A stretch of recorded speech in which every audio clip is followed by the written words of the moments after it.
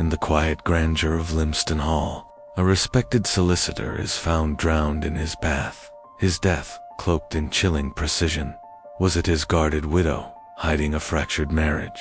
The nervous clerk, too close to his secrets? The desperate client facing ruin over a fraudulent lawsuit? Or the charming cousin, shadowed by unpaid debts? Miss Jane Marple, with her sharp eyes and quiet wisdom, unravels a web of lies, where a vial of lavender oil and a hidden red folder reveal Achilles' calculated hand. In a house of secrets, one truth will surface: murder is never as tidy as it seems. Chapter 1. The village summons. The late summer sun cast a golden glow over St. Mary Mead, where the roses in Miss Jane Marple's garden bloomed with quiet defiance against the approaching autumn. She sat in her wicker chair, her knitting needles moving with the steady rhythm of long habit, producing a pale blue shawl that grew imperceptibly with each precise stitch. Her eyes, sharp and bright despite her years, drifted occasionally from the wool to the garden path, where among the hollyhocks.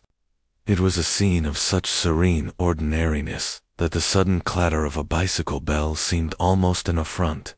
Young Tommy Pierce, the butcher's boy, skidded to a halt at the gate, his cheeks flushed from exertion.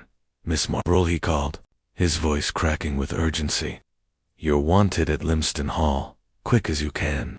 It's Mr. Clement, the solicitor. He's been found dead, drowned in his bath." Miss Marple's needles paused, suspended mid-stitch. Her expression remained mild, but her eyes took on a keen glint, like a hawk spotting movement in the grass. "Drowned, you say, Tommy?" she asked, her tone deceptively gentle. "In his bath? How very curious." She set her knitting aside, smoothing her skirt as she rose. "Run along now, and tell them I'll be there directly." Tommy nodded, already pedaling furiously back toward the village, leaving Miss Marple to gather her shawl and straw hat. As she locked her cottage door, her mind began its familiar work, sifting through the fragments of this unexpected news. A solicitor drowned in his bath was no ordinary accident, she thought. It suggested intimacy, calculation, perhaps even audacity. She recalled a long-ago incident in St. Mary Mead, when old Mrs. Trout had slipped in her washtub and broken her hip. A mishap, not murder. But the memory stirred her curiosity about the circumstances of this death. The walk to Limston Hall was a pleasant one, through lanes lined with blackberry hedges, and past the vicarage, where the vicar's wife waved absently, engrossed in her dahlias. Limston Hall stood just beyond the village, a handsome Georgian manor of weathered stone, its windows catching the sunlight like polished mirrors. As Miss Marple approached, she noted the cluster of villagers hovering near the gates, their whispers forming a low hum of speculation. Death, especially unnatural death, was a rare excitement in St. Mary Mead, and Miss Marple knew better than most how quickly gossip could muddy the truth. At the hall's entrance, Inspector Craddock awaited her, his face a mixture of professional gravity and the faintest hint of relief at her arrival. A young man for an inspector, with a quick mind and a respect for Miss Marple's unorthodox methods. He had learned to value her insights in past cases. "I knew you'd come, Miss Marple," he said, tipping his hat. "It's a queer business, this. Arthur Clement, solicitor, well respected, found this morning in his bath by his clerk, Mr. Hodges. No signs of a struggle, no obvious marks. But something doesn't sit right." Miss Marple inclined her head, her eyes scanning the hall's imposing facade. "Indeed, Inspector, a bath is such a private place to meet one's end. Shall we see the scene?" Craddock led her through the oak-paneled hall, past portraits of stern-faced Clements from generations past, to the upper floor where the bathroom lay. The room was spacious, almost grand, with a deep claw-footed tub at its center, its brass fittings gleaming under the light of a single high window. The water had been drained, but the air held a damp chill, and the tiles bore faint streaks where it had spilled over. Mr. Clement's body had been removed, but Miss Marple could imagine him there, his final moments hidden in the stillness of the room. No signs of violence, you say? She asked, stepping carefully around the tub, her gaze lingering on the soap dish, the folded towel, the pristine order of it all. None, Craddock replied.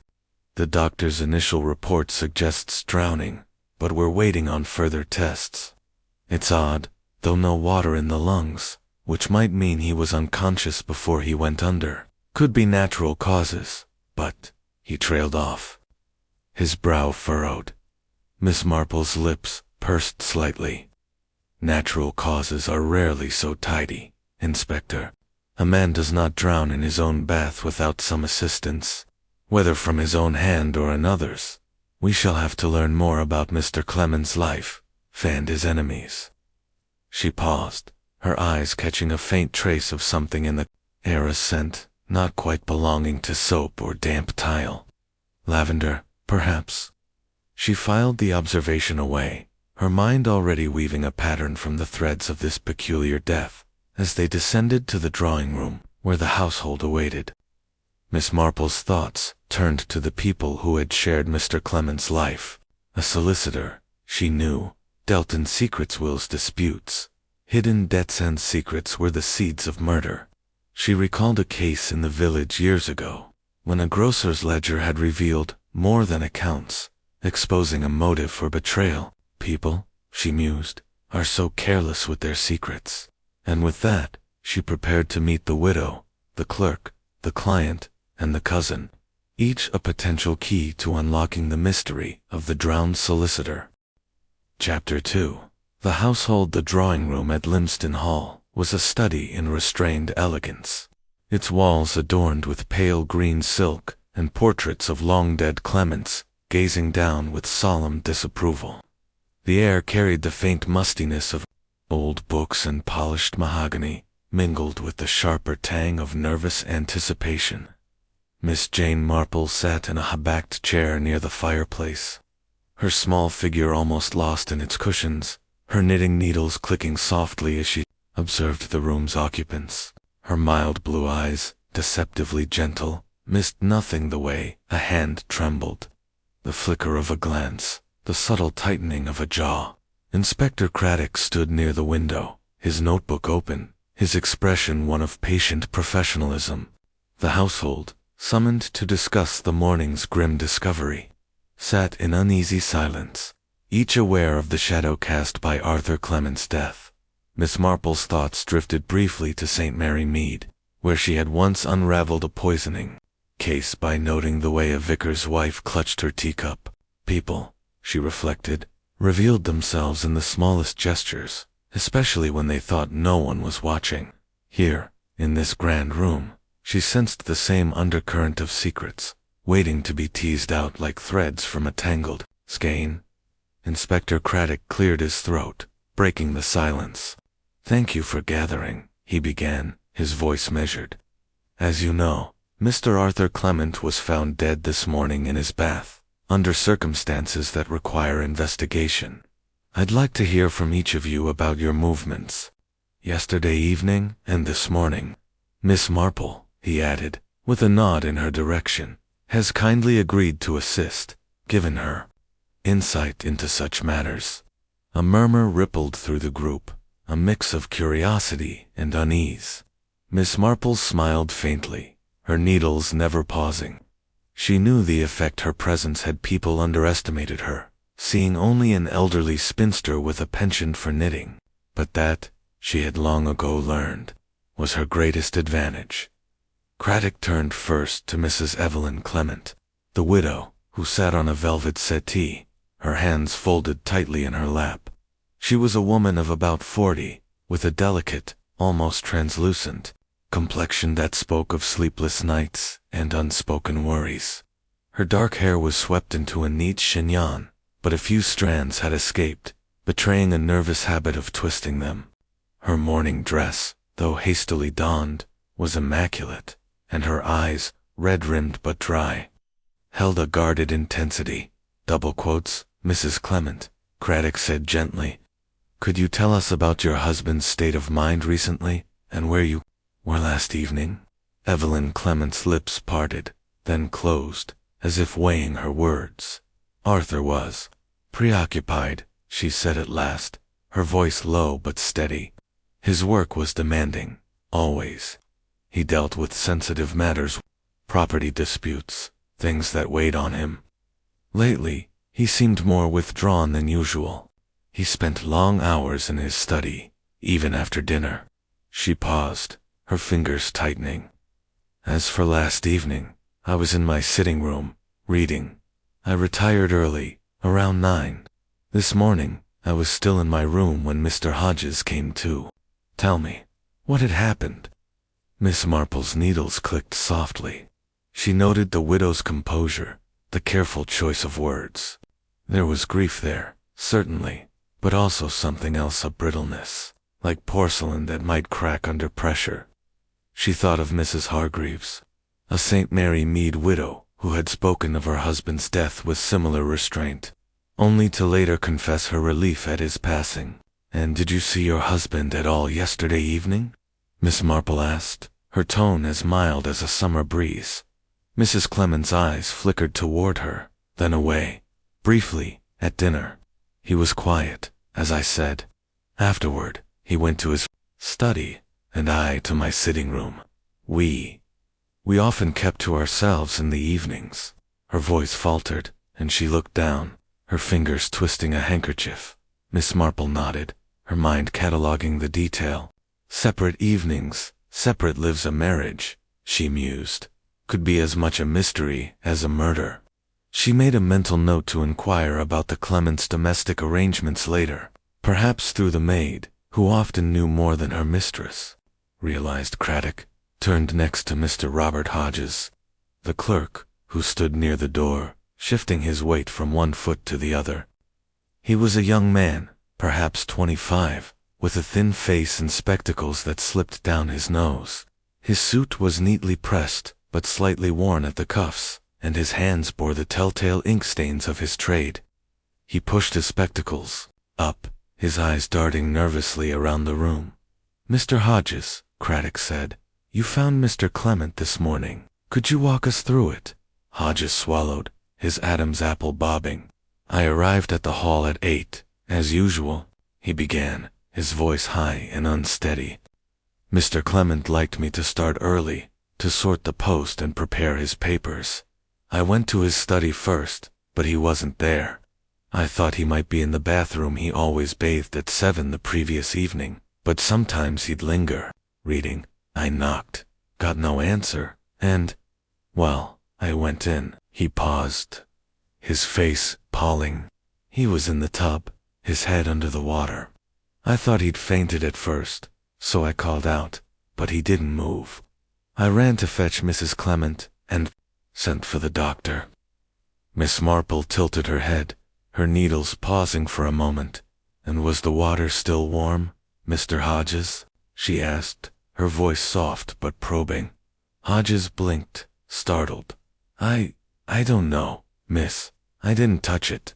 It looked cold, though clear, not steamy." He fidgeted, pushing his spectacles up again. "I was too shocked to notice much else." Miss Marple nodded, her mind turning over the detail. Cold water suggested time had passed since the death, but how much? And why had Hodges entered the bathroom at all, if he knew his employer valued privacy? She recalled a young gardener in St. Mary Mead who had been caught pilfering from the vicarage because he was always checking locked sheds. Overzealous curiosity, she thought, could hide other motives. Craddock moved on to Mr. Lawrence Gibbs, the client, who sat in an armchair with the air of a man impatient to be elsewhere. He was in his 50s, broad-shouldered and florid-faced, with a heavy jaw and eyes that glinted with barely concealed irritation. His suit was expensive but ill-fitting, as if he had gained weight since its purchase, and his hands rested on his knees, fingers drumming a restless rhythm. "Mr. Gibbs," Craddock said, "you had an appointment with Mr. Clement this morning, I understand. Can you tell us about your relationship with him?" Gibbs snorted, a sound halfway between disdain and discomfort. "Clement was my solicitor, handling a land dispute for me. A parcel of land near Chipping Norton, valuable, you understand. He was supposed to file papers weeks ago, but he kept stalling, costing me money. His voice rose, then he caught himself, leaning back. I was at the Red Lion Inn last evening, playing cards with some fellows. Got back late, slept in. Came here this morning for our meeting, only to find this mess. Miss Marple's eyes lingered on Gibbs's hands, noting the way they clenched. Briefly at the mention of the land dispute. A man like that, she thought, might act rashly if his fortune was at stake. She remembered Mr. Pritchard, a St. Mary Mead shopkeeper, who had nearly come to blows over a contested lease. "And were you satisfied with Mr. Clement's work, Mr. Gibbs?" she asked, her tone as innocent as a child's. Gibbs's eyes narrowed. Satisfied? Hardly. He was dragging his feet, poking into things that didn't concern him. I told him yesterday to get on with it, or I'd find another solicitor. His voice was gruff, but Miss Marple caught a flicker of unease in his expression. Quickly masked, she nodded, her needles resuming their rhythm. A client with a grievance, she thought, was a dangerous thing. She would need to learn more about this land dispute and what Clement had been poking into. Finally, Craddock turned to Mr. Percy Clement, the solicitor's cousin, who lounged on a sofa with an air of forced ease. He was a man in his late 30s, with a round face and a smile that was a touch too wide, too charming. His suit was fashionable but slightly rumpled, and his eyes, though bright, had a shifty quality, like a dog expecting a scolding. "Mr. Clement," Craddock said, "you're a relative, I understand. Can you tell us about your connection to the deceased, and your whereabouts yesterday?"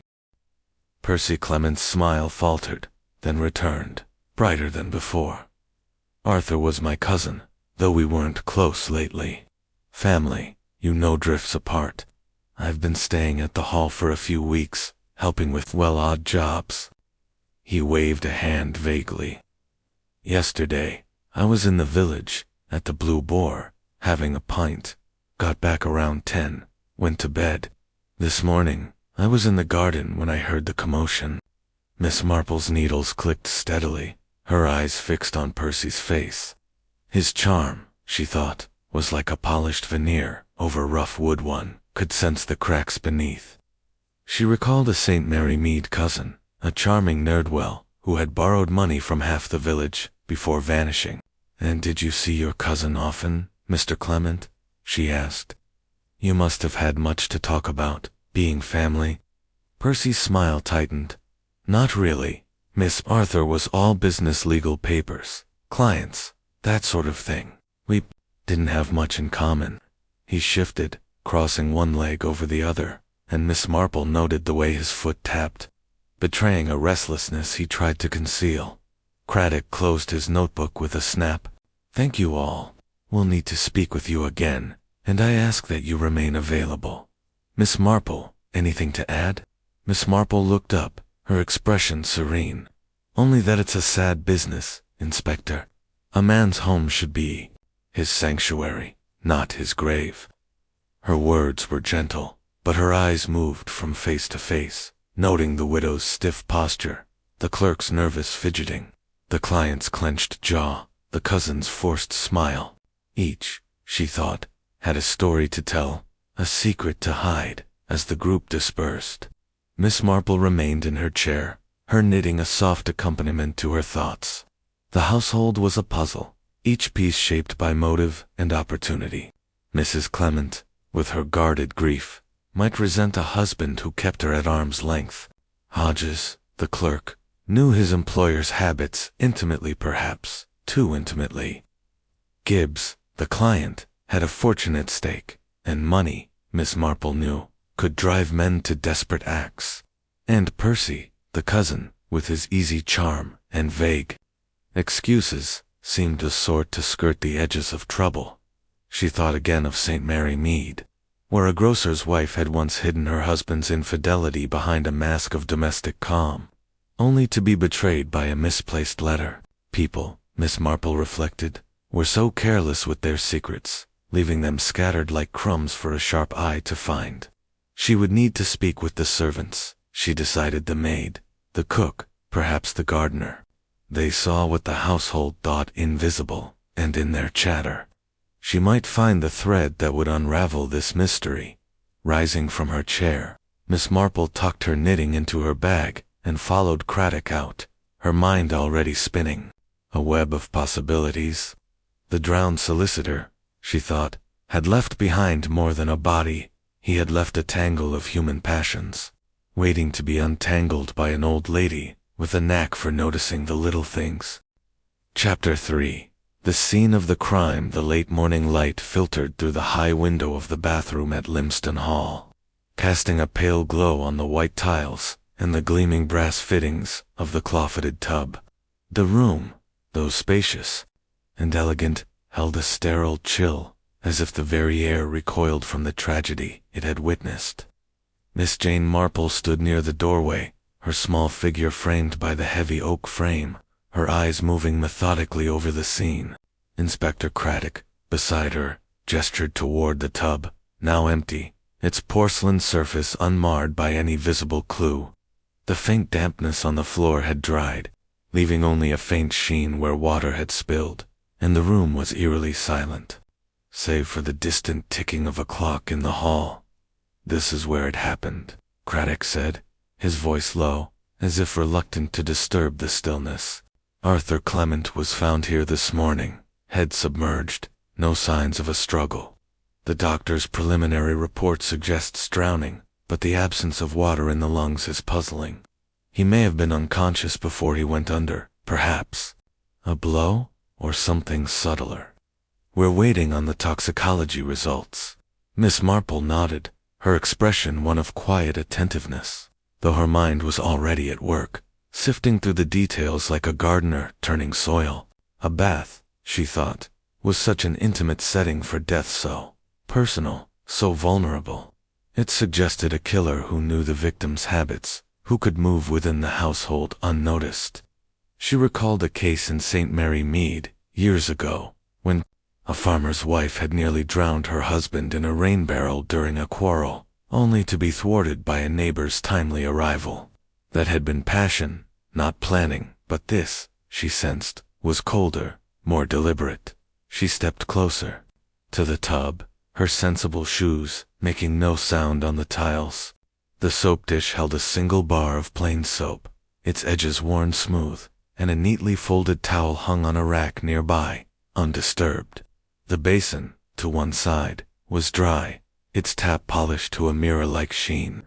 Everything was in order, almost too perfect, as if the room had been staged for inspection. Miss Marple's eyes narrowed slightly, catching a faint whiff of something unexpected, not the expected scent of soap or damp linen, but something floral, delicate, lavender, perhaps. It lingered, elusive, like a memory just out of reach. "Curious," she murmured, almost to herself. She bent slightly, peering behind the basin, where a small glass vial lay tucked against the wall, half hidden by the shadow of the pipe. She pointed to it, careful not to touch. "Inspector, have you noticed this?" Craddock crouched, his brow furrowing as he retrieved the vial with a gloved hand. It was small, no larger than a perfume bottle, with a few drops of clear liquid. Inside, he sniffed cautiously, then held it out to her. "Lavender oil, I'd say. Not part of Clement's routine, I take it." Miss Marple's lips pursed, her mind racing. "I doubt it, Inspector. Men like Mr. Clement, precise, rarely given two-scented oils. This may belong to someone else, or it may have been placed here." She thought of a St. Mary Mead chemist, Mr. Pye, who had once explained how certain oils could mask the smell of less pleasant substances.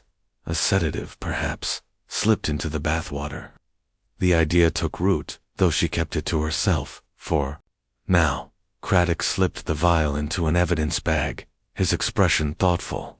"Could be the maid's. She might use it for cleaning, or personal use. We'll ask her. But if it's out of place, it's worth noting." He straightened, scanning the room again.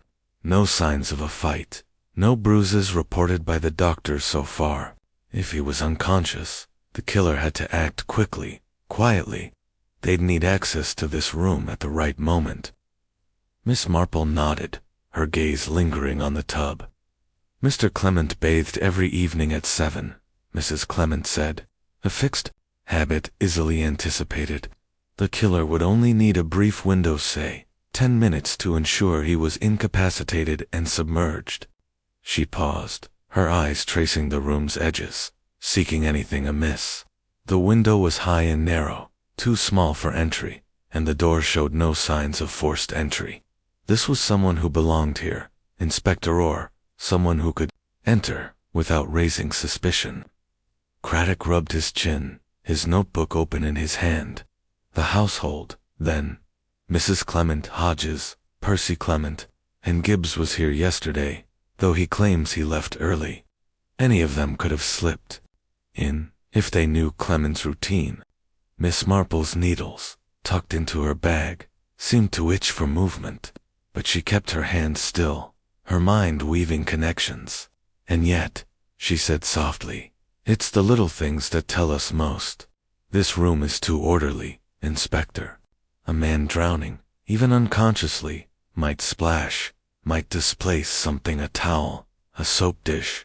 But look, everything is in its place. She gestured to the towel, folded with military precision. Either Mr. Clement was unusually tidy in his final moments, or someone took care to leave it so. Craddock's eyes sharpened, following her gaze. You think the scene was arranged?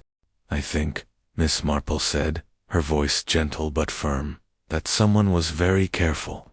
And careful people make mistakes, Inspector, because they try too hard to avoid them. She thought of Miss Pollitt, a St. Mary Mead seamstress, who had once covered a theft by rearranging a room so perfectly that the very neatness betrayed her. They moved to the door, but Miss Marple paused, her eyes catching a faint mark on the tile near the tub, a smudge, barely visible, as if something had been wiped away. Have your men examined that, Inspector? She said, pointing. It may be nothing, but it's worth checking. A cloth, perhaps, used to clean a spill, or something else. Craddock nodded, making a note. I'll have the team sweep for prints and traces. Anything else you've noticed, Miss Marple? She smiled faintly, her eyes distant. Only that death in a bath is such a personal act, Inspector. It requires not just opportunity, but nerve. We must ask ourselves who in this house had both. She stepped into the corridor, her mind already turning to the household, Mrs. Clement's brittle calm, Hodges's nervous fidgeting, Gibbs's bluster, Percy's slippery charm. Each, she thought, had a reason to wish Arthur Clement gone. But only one had acted on it. As they descended the stairs, Miss Marple's thoughts returned to the lavender oil. It was an anomaly, a thread out of place in the fabric of the scene. She would need to speak with the maid, to learn if the vial was hers and, if not, how it had come to be there. She recalled a St. Mary Mead incident, when a bottle of liniment, misplaced in a kitchen, had led to a near-fatal mistake. Small things, she knew, could unravel great crimes. Inspector, she said as they reached the hall, might we speak with the maid now? She may know something about that vial, or about who was near this room last evening. Craddock nodded, his respect for her instincts evident. I'll have her brought to the drawing room, and I'll make sure the vial is tested. Could be more than just lavender oil. Miss Marple's eyes twinkled, though her expression remained serene. Indeed, Inspector, the smallest clues often hide the largest truths. And with that, she followed him back to the drawing room, her mind alert for the next piece of the puzzle, certain that the bathroom, with its cold tiles and faint scent of lavender, held the key to the drowned solicitor's fate. Chapter 4. The Widow's Tale. The drawing room at Lympston Hall seemed to shrink under the weight of its own silence as Miss Jane Marple settled once more into the high-backed chair by the fireplace. The fire had been lit now, its flames casting a warm glow that did little to dispel the chill of suspicion lingering among the household. Inspector Craddock had arranged for a tray of tea to be brought in. and the clink of porcelain provided a fragile veneer of civility. Mrs. Evelyn Clement sat across from Miss Marple, her hands folded in her lap, her morning dress absorbing the light like a shadow. The maid, a nervous girl named Lily, had just left after delivering the tea, her eyes wide with the unspoken excitement of being near a tragedy.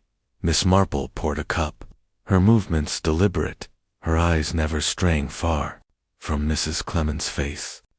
She had always found tea a useful prop in such moments. People relaxed, or pretended to, and in that pretense, they often revealed more than they intended.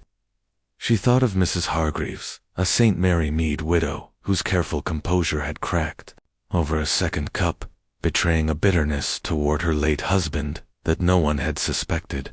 Mrs. Clement, Miss Marple began, her voice soft as a lullaby, "It must be a terrible shock, losing your husband so suddenly. Would you mind telling me a little more about his habits? You mentioned he bathed every evening at 7 such a precise routine." Mrs. Clement accepted the offered cup, her fingers brushing the saucer with a faint tremble. "Yes, Arthur was very particular," she said, her voice low, almost mechanical. "He liked order in everything, his work, his home, his day. He bathed at 7, always, and he preferred to be alone. He said it was his time to think, away from clients and papers." Her eyes flickered to the window, where the late morning sun was giving way to gathering clouds. "I never disturbed him then." Miss Marple nodded, her expression one of gentle sympathy, though her mind was alert, sifting through the widow's words. The emphasis on solitude, she noted, was telling a husband who carved out private moments might have secrets, or a wife who respected them might have her own. "And last evening," she continued, "you said you were in your sitting room, reading. Did you hear anything unusual? A door, perhaps, or voices?"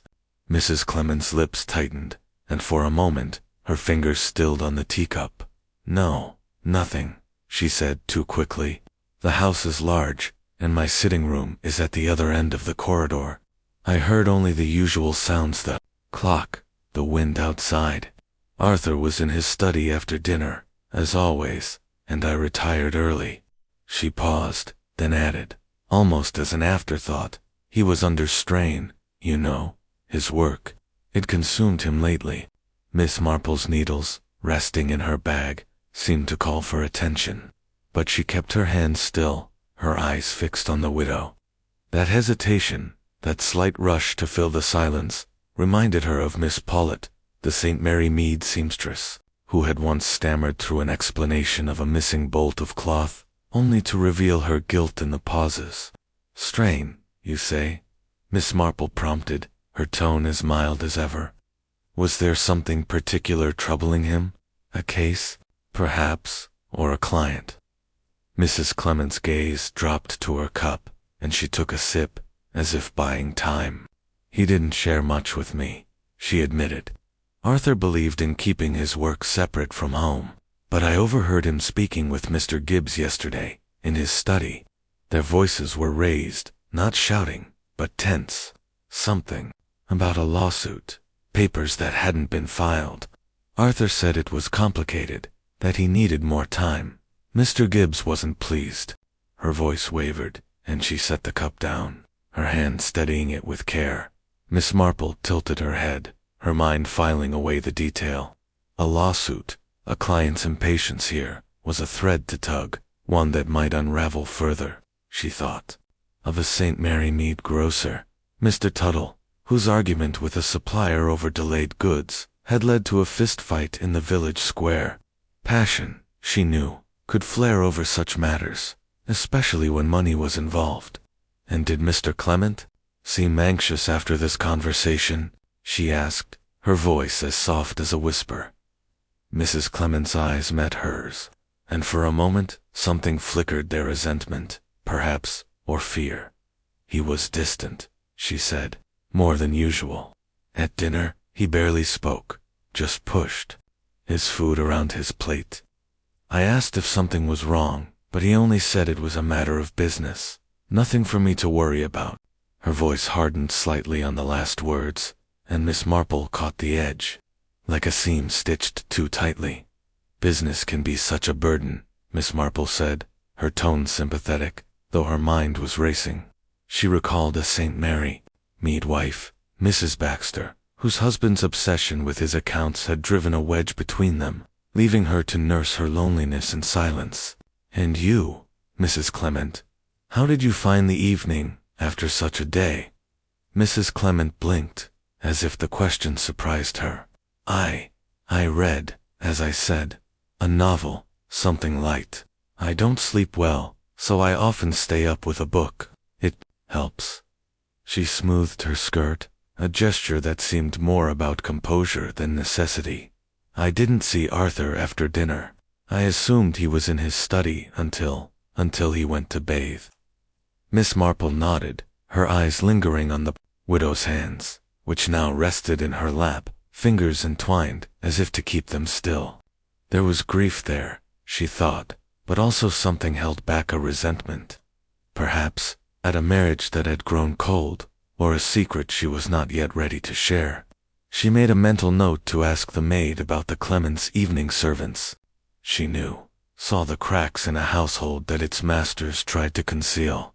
Inspector Craddock, who had been listening quietly, made a note in his book. "Thank you, Mrs. Clement," he said. "One more thing, did your husband ever use lavender, oil, or anything like it, in his bath?" Mrs. Clement's brow furrowed, and she shook her head. "No, never. Arthur was particular about his soap plain, unscented. He said scents were frivolous." Her voice was steady now, but Miss Marple caught the faintest trace of curiosity in her eyes, as if the question had stirred something. Craddock nodded, exchanging a glance with Miss Marple. The lavender oil, found in the bathroom, was an anomaly, and its presence suggested a hand other than the solicitor's. Miss Marple's mind turned to the vial, its delicate scent out of place in the austere order of the bathroom. A woman's touch, perhaps, or a deliberate misdirection. She thought of a St. Mary Mead incident, when a bottle of rosewater, left in a guest room, had been used to mask the smell of a stolen bottle of brandy. Small things, she knew, could lead to great revelations. "Mrs. Clement," Miss Marple said, her voice as gentle as ever, "you mentioned retiring early. Did you happen to pass by the bathroom on your way to your room? It's such a large house, one might notice something without realizing its importance." The widow's eyes widened slightly, and her fingers tightened on her handkerchief. "No, I went straight to my room after my sitting room. The bathroom is down the corridor, but I had no reason to go there." Her voice was firm, but Miss Marple noted the slight flush in her cheeks, the way her gaze darted to the side. A lie, perhaps, or simply discomfort. She would need to confirm the layout of the house, perhaps through Lily, the maid, who would know the comings and goings of the household. Craddock closed his notebook with a snap. "Thank you, Mrs. Clement. We'll speak again if needed. Please don't leave the hall without informing us." Mrs. Clement rose, her movements graceful, but stiff, and left the room, her footsteps echoing in the corridor. Miss Marple watched her go, her mind busy with the widow's words and silences. There was something there, she thought, a tension, a hidden wound. She recalled a St. Mary Mead couple, the Wilsons, whose polite facade had hidden a marriage fraying at the edges, revealed only when a neighbor overheard a late-night argument. Marriages, Miss Marple knew, could be as much a motive for murder as money or revenge. "Inspector," she said, her voice low, "I think we should speak with the maid next. She may know more about Mrs. Clement's movements, and about that lavender oil." "Servants, you see, are often the eyes and ears of a house." Craddock nodded, his respect for her instincts clear. "I'll have Lily brought in, and I'll check with the lab about the vial could be more than just oil." He paused, then added, "You think Mrs. Clement's holding something back?" Miss Marple's eyes twinkled, though her expression remained serene. "People always hold something back, Inspector. The question is what, and how much? She picked up her bag, her knitting needles glinting in the firelight. Now, let us see what Lily has to say. The truth, you know, often lies in the things people don't say. And with that, she settled back in her chair, her mind already turning to the maid, the lavender oil, and the secrets of Lymston Hall. Certain that the next conversation would bring her closer to the truth about the drowned solicitor. Chapter 5. The clerk's bird in the drawing room at Lymston Hall, with its pale green walls and heavy drapes, seemed to grow smaller as the day wore on, the air thick with the unspoken tensions of the household. Miss Jane Marple sat in her accustomed chair by the fireplace, her knitting bag at her side, though her needles remained untouched for now. Her hands rested calmly in her lap, but her eyes, sharp and clear, missed nothing as Mr. Robert Hodges, the late Arthur Clement's clerk, was ushered in by Inspector Craddock. The young man stood awkwardly near the door, his thin frame almost swallowed by the room's grandeur, his spectacles slipping down his nose as he adjusted them with inked fingers. His suit, though neatly pressed, bore the faint shabbiness of frequent wear, and his nervous fidgeting suggested a man unaccustomed to being the center of attention. Inspector Craddock, standing by the window with his notebook open, adopted a tone of professional calm. "Mr. Hodges," he began, "you've told us you found Mr. Clement this morning in the bathroom. We'd like to go over that again, and hear more about your work with him. Anything you can tell us about his recent activities or state of mind could be helpful." Hodges nodded, pushing his spectacles up with a quick, jerky motion. "Of course, Inspector," he said, his voice high and unsteady, like a schoolboy called to the headmaster's office. "I've worked for Mr. Clement for 3 years now, managing his correspondence, filing documents, that sort of thing. He was a good employer, strict, mind you, but fair. Always wanted things done, just so." He paused, swallowing hard, his eyes darting to Miss Marple, and then away, as if her quiet presence unnerved him more than Craddock's questions. Miss Marple tilted her head slightly, her expression one of gentle curiosity, though her mind was already at work, sifting through the young man's mannerisms. He reminded her of young Tommy Pierce in St. Mary Mead, who had once been caught pilfering from the church collection plate and had fidgeted. Just so, his guilt written in every twitch. "And how did Mr. Clement seem to you lately, Mr. Hodges?" she asked, her voice as soft as a summer breeze. "Was he his usual self, or did something trouble him?" Hodges hesitated, his fingers twisting together. "He was on edge, miss," he admitted. "More than usual, I mean. The last few weeks, he'd snap at me over small things, a misplaced letter, a smudge on a document. It wasn't like him. He'd always been particular, but not harsh. I thought it was the workload. He had a lot of cases, important ones." His voice trailed off, and he glanced at the floor, as if reluctant to say more. Craddock raised an eyebrow, making a note. Anything specific? A particular case or client that seemed to weigh on him? Hodges shifted his weight, his spectacles slipping again. "Well, there was one thing," he said slowly.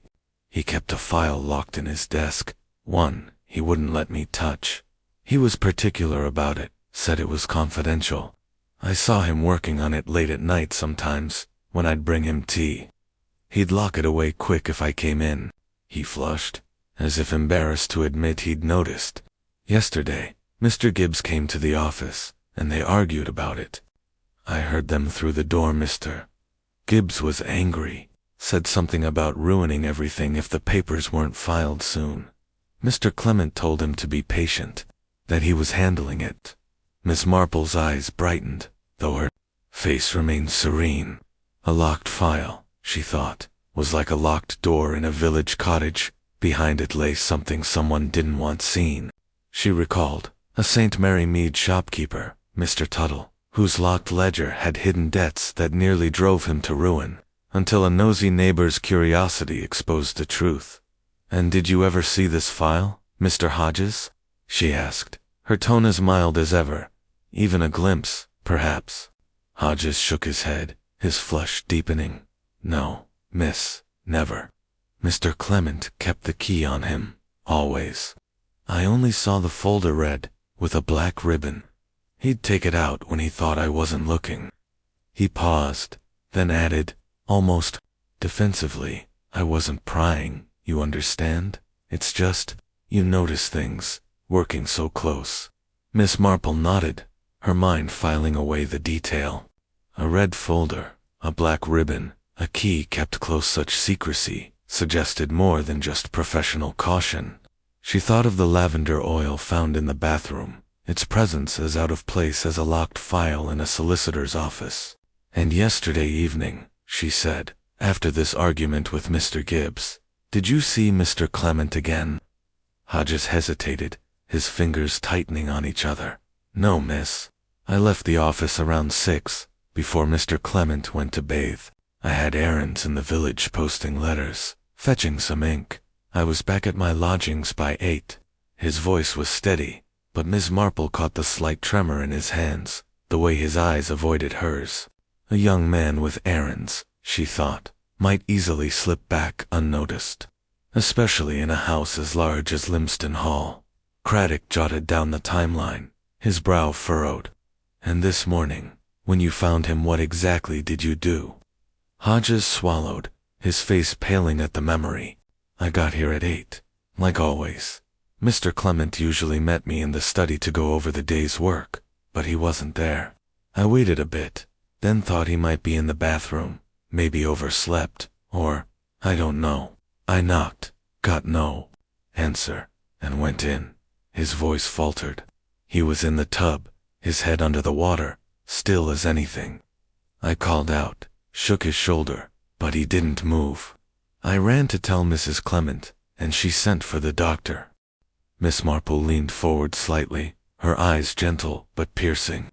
And the bathroom itself, Mr. Hodges, did anything strike you as unusual?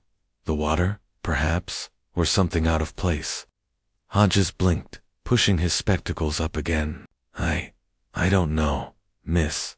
It all happened so fast.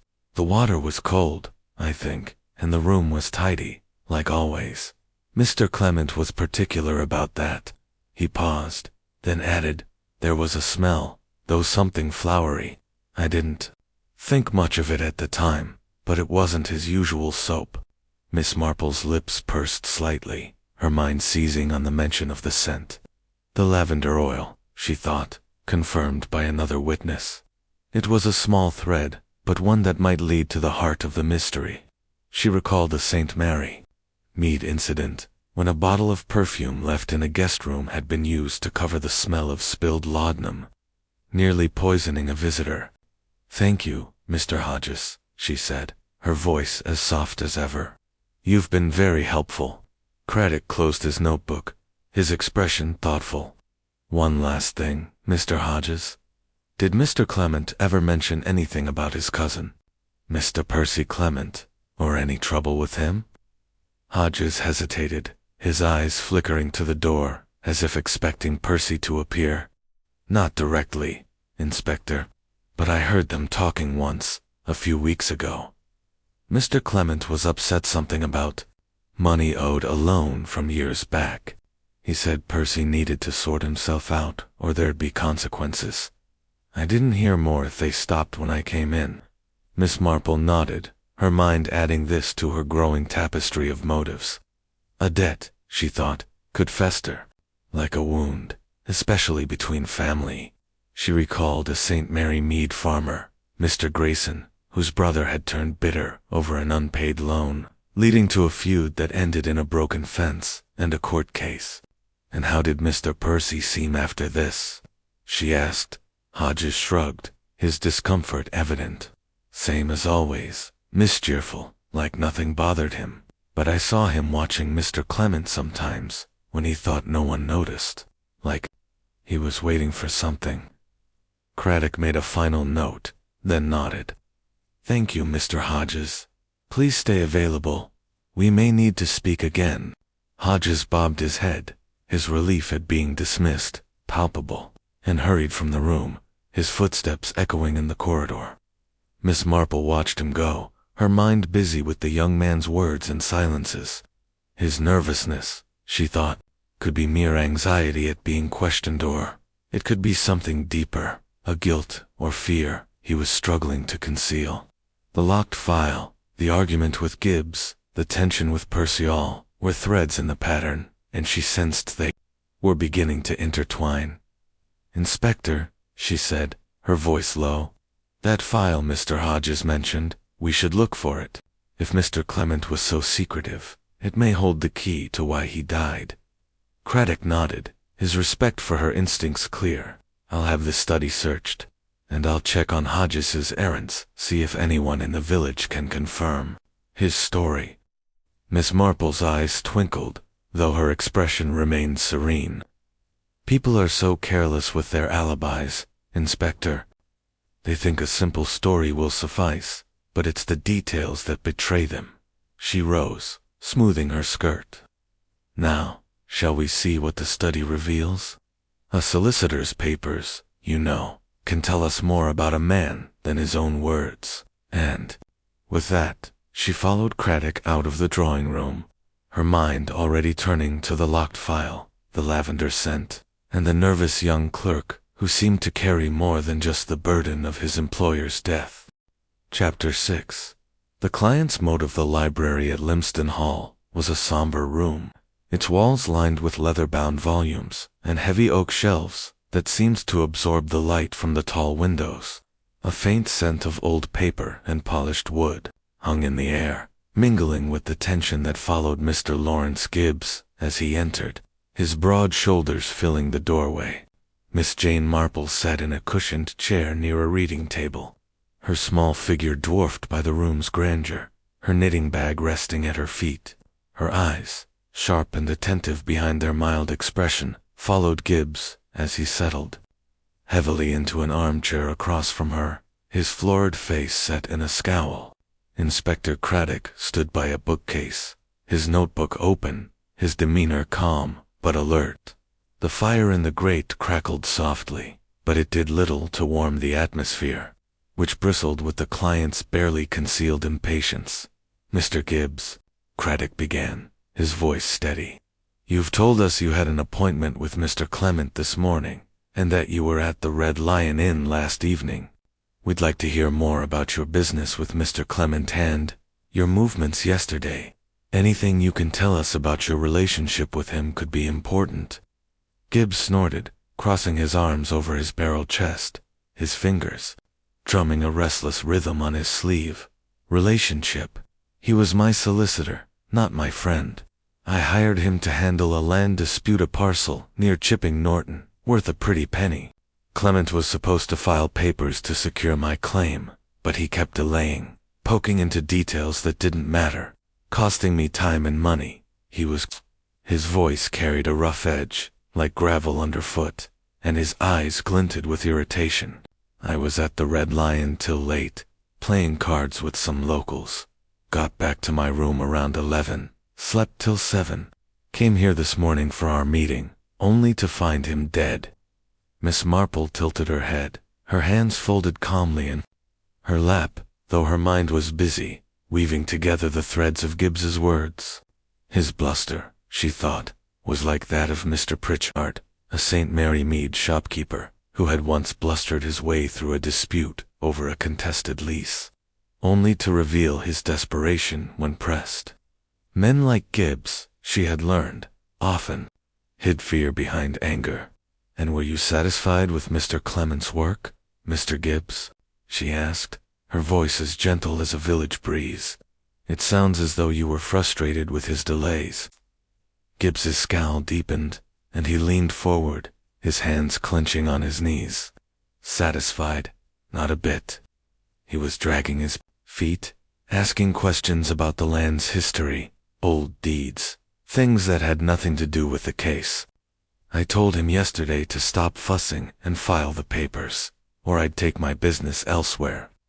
His voice rose, then he caught himself, sitting back with a grunt. "Not that I'd kill him over it, if that's what you're thinking. I'm a businessman, not a murderer. Miss Marple's eyes twinkled faintly, though her expression remained serene. Of course, Mr. Gibbs, she said, but disputes over property can stir strong feelings, can they not? I remember a gentleman in my village, a Mr. Baxter, who grew quite heated over a boundary fence. It nearly came to blows. She paused, watching Gibbs's face for a reaction. His jaw tightened, and his eyes flickered to the side, as if avoiding her gaze. That's different, Gibbs muttered. This was just business. Clement was too cautious, that's all. Kept saying he needed to verify things, make sure everything was above board. I didn't have time for his nonsense. His fingers resumed their drumming, and Miss Marple noted the nervous energy, the way his bluster seemed to mask something deeper, fear, perhaps, or guilt. Craddock made a note, his brow furrowed. You saw Mr. Clement yesterday, then? Can you tell us about that meeting? What time was it, and how did it end?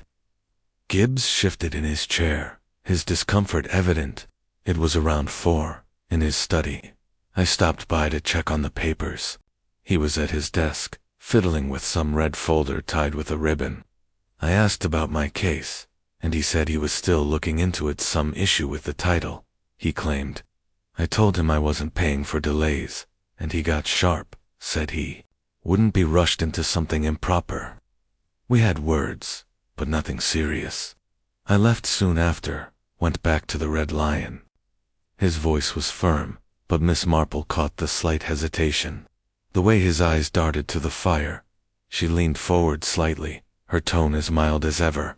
And this red folder, Mr. Gibbs, did you see what was in it? It sounds as though it was important to Mr. Clement. Gibbs's eyes narrowed, and for a moment, he seemed to weigh his words. No, I didn't see it, he said brusquely. He closed it quick when I came in, like he didn't want me to know. All he said was, it was part of the case, and he'd handle it when he was ready. His tone was defensive, and Miss Marple noted the way his hands clenched, the knuckles whitening briefly before he relaxed them. She nodded, her mind seizing on the mention of the red folder, the same one Hodges had described, locked away with such care. It was a thread that kept appearing, she thought, like a misplaced stitch in a village quilt, drawing attention to itself by its very secrecy. She recalled a St. Mary Mead incident, when a locked box in a grocer's shop had contained letters that exposed a blackmail scheme. Secrets, she knew, were the currency of murder, and this folder might hold the key to Arthur Clement's death. Craddock glanced at Miss Marple, catching the significance of the detail, and made another note. And after you left the study, Mr. Gibbs, where did you go? Straight to the Red Lion. Gibbs nodded, his expression resolute. Straight there, got there by 5, had a pint, then played cards with some fellow Stompkins, the butcher, and a couple others. They'll tell you I was there till late. His voice was confident, but Miss Marple caught the slight tightening of his mouth, as if he were reciting a prepared line. Alibis, she thought, were like village gossip, plausible, until you checked the details, and you didn't return to the hall later. Craddock pressed, his tone neutral, but probing. Perhaps to continue your discussion with Mr. Clement. Gibbs's face reddened, and he leaned forward, his voice sharp. I told you, I was at the inn. I had no reason to come back. Clement was alive when I left him, and I didn't see him again till this morning, when I heard he was dead. His hands clenched again, and Miss Marple noted the way his eyes flicked to the door, as if he longed to escape the room. She smiled faintly, her hands still folded in her lap. Of course, Mr. Gibbs, she said. It's only that, in my experience, business matters can weigh heavily on a man. I recall a farmer in St. Mary Mead, Mr. Grayson, who was so troubled by a land deal that he took to pacing the lanes at night, quite out of character. Did you find yourself troubled after your meeting with Mr. Clement? Gibbs's scowl returned, but there was a flicker of unease in his eyes, quickly masked. I was annoyed, sure, he admitted, but nothing. I'd lose sleep over. I went to the inn, had my cards, and that was that. His voice was firm, but Miss Marple sensed a crack in his bravado, like a village wall that looked solid but crumbled under a gentle push. Craddock closed his notebook, his expression thoughtful. "Thank you, Mr. Gibbs. We'll need to verify your movements at the Red Lion. Please remain available for further questions." Gibbs rose, his movements heavy, and gave a curt nod. "You'll find I'm telling the truth," he said, though his tone carried a hint of defiance. He strode from the room, his footsteps heavy on the polished floor, leaving a silence that seemed to echo with his unspoken tension. Miss Marple watched him go, her mind busy with the client's words and silences. His anger, she thought, was genuine, but so was his unease. A man with a fortune at stake might act rashly, especially if he feared exposure. The red folder, the argument, the carefully stated alibi, all were pieces of a puzzle, and she sensed they were beginning to form a picture. She thought of a St. Mary mead merchant, Mr. Tuttle, whose bluster over a disputed delivery had hidden a deeper fear of ruin, revealed only when his accounts were examined. "Inspector," she said, her voice low, "Mr. Gibbs's story is worth checking, particularly at the Red Lion. Card games, you know, have a way of blurring time. People may not notice when someone slips away for an hour." Craddock nodded, his respect for her instincts clear. "I'll send a man to speak with Tompkins and the others. And that red folder sounds like we need to find it. If it's tied to Gibbs's case, it could explain why Clement was so cautious." Miss Marple's eyes twinkled, though her expression remained serene. "Indeed, Inspector, a man like Mr. Gibbs, with so much to lose, might take drastic steps to protect his interests. But we must also consider how he could have entered the bathroom unnoticed. The lavender oil, you see, suggests a subtler hand." She rose, smoothing her skirt. "Shall we look at the study now? A solicitor's papers, I find, often speak louder than the man himself." And with that, she followed Craddock out of the library, her mind already turning to the red folder, the client's motive, and the faint scent of lavender that lingered like a whisper in the halls of Limston Hall. Chapter 7. The Cousin's Shadow. Though late afternoon light filtered through the heavy curtains of the morning room at Limston Hall, casting long shadows across the polished parquet floor. The room, less formal than the drawing room or library, had a lived-in air, with a scattering of newspapers on a side table and a half-finished game of patience laid out on a green baize cloth. Miss Jane Marple sat in a cushioned chair near a small writing desk, her knitting bag at her feet, though her hands remained still, her attention fixed on Mr. Percy Clement, the late solicitor's cousin. He lounged on a sofa opposite, one leg crossed over the other, his round face wearing a smile that seemed to hover between charm and unease. His suit, fashionable but slightly rumpled, suggested a man who cared for appearances but not for details, and his bright eyes darted about the room, as if seeking an escape from scrutiny. Inspector Craddock stood near the window, his notebook open, his expression one of patient authority. The fire in the grate had dwindled to embers, and the room held a faint chill, as if the warmth of the day could not quite penetrate the tension within. "Mr. Clement," Craddock began, his voice steady, "you're a relative of the deceased, and you've been staying here at Limston Hall. Could you tell us about your relationship with your cousin and your movements yesterday evening?" Percy Clement's smile widened, but it did not reach his eyes, which flickered with a wary glint. "Of course, Inspector," he said, his tone light, almost jovial. "Arthur and I were cousins, though not as close as we once were. Family drifts, you know, with time and distance. I've been staying here a few weeks, helping out where I could. Odd jobs, running errands, that sort of thing." He waved a hand, as if dismissing the details. "Yesterday, I was in the village most of the evening, at the Blue Boar, having a pint with some locals. Got back here around 10, went to bed. This morning, I was in the garden, enjoying the air, when I heard the commotion about poor Arthur." Miss Marple's lips pursed slightly, her eyes never leaving Percy's face. His charm, she thought, was like a polished veneer, bright but brittle. And she recalled a St. Mary Mead ne'er-do-well, Mr. Sims, whose easy smiles had masked a habit of borrowing money he never repaid. Men like Percy, she had learned, often used affability to deflect suspicion, but their eyes betrayed them. "And how did you find your cousin, Mr. Clement?" she asked, her voice as gentle as a village whisper. "Was he pleased to have you here, or did your visit perhaps inconvenience him?" Percy's smile faltered for a moment, and he shifted on the sofa, uncrossing his legs. "Oh, Arthur was glad enough to have me, I think," he said, his tone still light, but with a hint of strain. "We had our differences, as families do, but nothing serious. He was busy, always buried in his papers, so we didn't see much of each other. I kept out of his way, mostly." His fingers tapped a restless rhythm on the arm of the sofa, and Miss Marple noted the way his gaze slid toward the door, as if he longed to be elsewhere.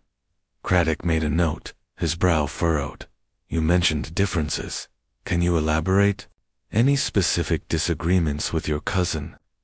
Percy hesitated, his smile tightening. "Well, you know how it is with family," he said, his voice taking on a confiding tone. "Years ago, Arthur lent me some money, a tidy sum, to help me out of a spot. I hadn't quite paid it back, and he'd bring it up now and then. In that way he had, all serious and loyal, said I needed to settle my affairs, get steady work." He chuckled, but it sounded forced. "I told him I was working on it, but Arthur wasn't one for patience on that score." Miss Marple nodded, her expression one of quiet sympathy, though her mind was busy, weaving Percy's words into the pattern of the case. A debt, she thought, could be a powerful motive, especially if it came with years of resentment. She recalled a St. Mary Mead farmer, Mr. Grayson, whose brother had turned bitter over an unpaid loan, leading to a feud that ended in a public row. "And did this debt cause tension recently?" she asked, her tone as mild as ever. "I imagine it must be difficult, owing money to family." Percy's chuckle faded, and his eyes narrowed slightly, though he kept his smile. "Tension? Not really, miss." Arthur would grumble, but that was his way. He wasn't going to drag me to court over it, if that's what you mean. His fingers stopped tapping, and he leaned back, crossing his arms as if to signal the matter was closed. We were family, after all. Blood's thicker than a bit of debt. Miss Marple's eyes twinkled faintly, though her face remained serene. She noted the defensiveness in his tone, the way he rushed to dismiss the issue. People, she thought, often protested loudest when they had the most to hide. She recalled the St. Mary Mead widow, Mrs. Baxter, whose brother-in-law had smiled just so while dodging questions about a missing will. "Of course," she said softly, "but family ties can be strained, can they not? Did you see your cousin yesterday, perhaps to discuss this matter?" Percy shook his head, his smile returning, though it seemed more forced now. "Not yesterday, no. I was out most of the day, as I said. Saw him at breakfast, but he was in a rush, off to his study. I kept to myself, then went to the Blue Boar. Didn't see him again till the news this morning." His voice faltered slightly, and he looked down, as if the memory of his cousin's death had finally caught up with him. Craddock glanced at Miss Marple, catching the subtle shift in Percy's demeanor, and pressed further. "And you're sure you were at the Blue Boar all evening? Anyone who can confirm that?" Percy's eyes flicked up, and he nodded quickly. "Plenty of folks, Inspector, the barman, old Jenkins, and a couple of regulars, Will Carter, Jim Stokes. They'll tell you I was there, having a pint and a laugh till closing." His tone was confident, but Miss Marple noted the way his hands tightened on his arms, the slight flush creeping up his neck. Alibis, she thought, were like village gossip, reliable only until you asked the right questions. And when you returned to the hall, Craddock continued, Did you notice anything unusual? Lights on, perhaps, or someone moving about?" Percy shook his head, his smile steady now. Nothing out of the ordinary. The house was quiet, dark except for the hall lamp. I went straight to my room, slept like a log. Didn't hear a thing till the shouting this morning. He leaned forward, his voice taking on an earnest note. "Look, Inspector, I know it looks bad, me being here and all, but I had no reason to hurt Arthur. He was my cousin, my host. I'm as shocked as anyone." Miss Marple tilted her head, her eyes studying Percy's face. His sincerity, she thought, was like a well-rehearsed performance, convincing until you noticed the cracks. She recalled a St. Mary Mead charmer, Mr. Sims again, who had talked his way out of trouble until a shopkeeper's ledger exposed his lies. "It must be a great shock, Mr. Clement," she said, her voice gentle. "But I wondered, did you ever hear your cousin mention a particular file? Perhaps one he kept locked away. A red folder, I believe, with a black ribbon." Percy's smile froze for a fraction of a second, and his eyes widened before he caught himself. "A file? No, miss, can't say I did. Arthur was always fussing with papers, but I didn't pay much mind. Not my business, you see." He uncrossed his arms, his hands returning to their restless tapping, and Miss Marple noted the slight tremor in his fingers. The way his gaze slid to the side, she nodded, her mind filing away the reaction.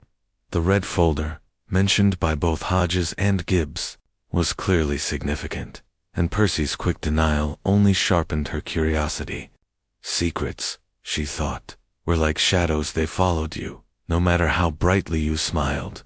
"Of course," she said, her tone as mild as ever. "It's only that such things can be important, even to those not directly involved." Craddock made a final note, his expression thoughtful. "Thank you, Mr. Clement. We'll need to verify your time at the Blue Boar. Please don't leave the hall without informing us." Percy rose, his smile returning, though it seemed strained now. "Happy to help, Inspector. You'll see I'm telling the truth." He gave a small bow to Miss Marple, his eyes avoiding hers, and left the room, his footsteps quick and uneven on the parquet floor. Miss Marple watched him go, her mind busy with the cousin's words and silences. His charm, she thought, was a mask, and beneath it lay a man who was perhaps too eager to please, too quick to deflect. The debt, the vague alibi, the flicker of unease at the mention of the red folder, all were threads in the tapestry of the case, and she sensed they were beginning to form a pattern. She thought of a St. Mary Mead incident, when a charming visitor had talked his way into the vicarage, only to be caught with stolen silver, because he couldn't resist glancing at the cupboard where it was kept. "Inspector," she said, her voice low, "Mr. Percy's story is worth checking, particularly at the Blue Boar.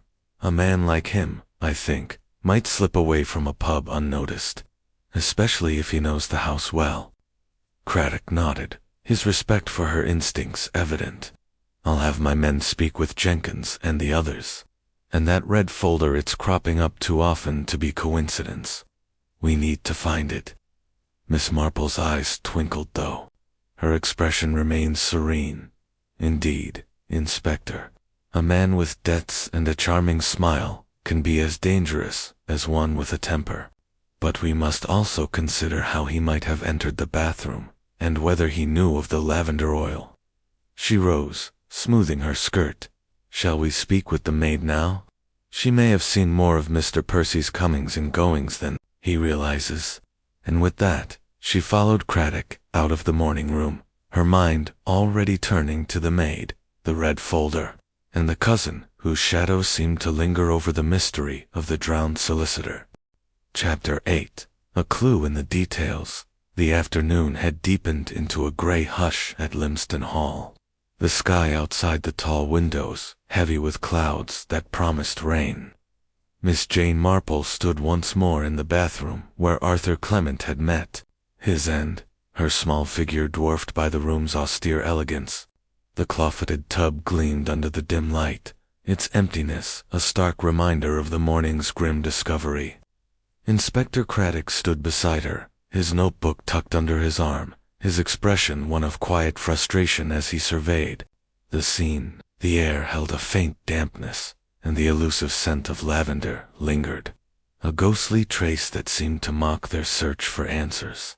Miss Marple's eyes moved slowly over the room, taking in the polished tiles, the neatly folded towel, the soap dish, with its unremarkable bar of soap.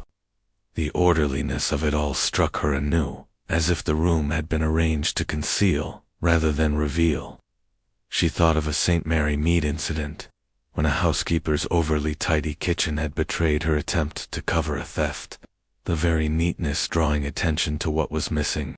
"Inspector," she said, her voice soft but clear, "this room is almost too perfect. A man drowning, even unconsciously, might leave some mark, a splash, a displaced towel. Yet everything is as it should be, don't you think?" Craddock nodded, his brow furrowing as he followed her gaze. "You're right, Miss Marple. It's too clean, almost staged." The doctor confirmed no signs of a struggle, no bruises or cuts, but the absence of water in the lungs suggests he was unconscious first. "We're still waiting on the toxicology report, but I'm starting to think this was no accident." Miss Marple stepped closer to the tub, her sensible shoes silent on the tiles. She bent slightly, her eyes catching again on the small glass vial behind the basin, now in Craddock's evidence bag, but still vivid in her memory. The lavender oil, she thought, was the key, a detail out of place in a solicitor's austere routine. "This vial," she said, gesturing to where it had been found. "It's not something Mr. Clement would have used, according to his wife. We must find out how it came to be here, and why." Craddock held up the bag, the vial glinting faintly in the light. "The lab's testing it now. Could be just oil, but if it's laced with something, a sedative, Said might explain how." He was incapacitated. "The maid, Lily, is waiting to talk. She might know more about it." Miss Marple nodded, her mind already turning to the maid. Servants, she knew, were the silent observers of a household, their eyes catching what others missed. She recalled the St. Mary Mead maid Annie, who had once overheard a whispered argument that cracked open a case of stolen jewelry. "Let us speak with her, Inspector," she said. "But first, might we look again at that smudge on the tile? It's a small thing, but small things often lead us to the truth." Craddock crouched near the tub, where Miss Marple had pointed out the faint marca, barely visible streak, as if something had been wiped away. "Good eye, Miss Marple," he said, signaling to a constable to take a sample. "Could be nothing, but if it's a trace of something cleaned up, blood, perhaps, or the oil, it might tell us more." Miss Marple's lips pursed slightly, her mind weaving connections.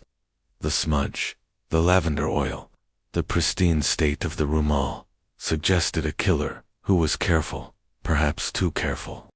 She thought of a St. Mary Mead chemist, Mr. Pye, who had once explained how certain substances could be masked by strong scents, a trick used by a desperate wife to conceal a dose of laudanum. If the oil was used to hide a sedative, she murmured, the killer would need to know Mr. Clement's habits intimately and have access to this room at the right moment. Craddock stood, his expression thoughtful. The household, then, Mrs. Clement, Hodges, Percy or Gibbs, if he found a way back in. They all knew Clement's routine, more or less. He paused, then added, "Let's see what the maid has to say. She might have seen someone near this room last evening." They left the bathroom, the constable remaining to collect the sample, and made their way to the servants' quarters, a narrow corridor at the back of the house. Lily, the maid, was waiting in a small parlor, her hands twisting in her apron, her young face pale with nervous excitement. She was no more than 20, with wide eyes and a tendency to bob a curtsy at every question, a habit Miss Marple found both endearing and telling. Servants, she knew, often revealed their fears in such small gestures. "Lily," Craddock began, his tone gentle but firm, You've been working here at Limston Hall for some time, I understand. Can you tell us about Mr. Clement's routine, particularly his evening bath?" Lily nodded, her hand stilling briefly. "Yes, sir. Mr. Clement was ever so particular. Bathed every evening at 7, sharp, in that big tub upstairs. He didn't like to be disturbed, said it was his quiet time. I'd set out a fresh towel and soap beforehand, then leave him to it." Her voice was soft, with a faint country lilt, and Miss Marple noted the way her eyes darted to the side, as if recalling something she wasn't sure she should mention. "And this lavender oil," Craddock said, holding up the evidence bag, "is it yours? We found it in the bathroom, behind the basin." Lily's eyes widened, and she flushed, her hands twisting again. "Oh, sir, that's mine, I think. I use it sometimes. For my hands, they get dry from the washing up. I must have left it there yesterday when I was cleaning the bathroom, before Mr. Clement's bath. But I swear, I never used it on him." Her voice rose, and she looked from Craddock to Miss Marple, her expression pleading. "He didn't like scents, said they were fussy. I'd never have put it in his bath." Miss Marple tilted her head, her expression one of gentle reassurance. "Of course, Lily," she said. "It's easy to misplace things in a busy house. But tell me, did you notice anyone near the bathroom yesterday evening, around 7?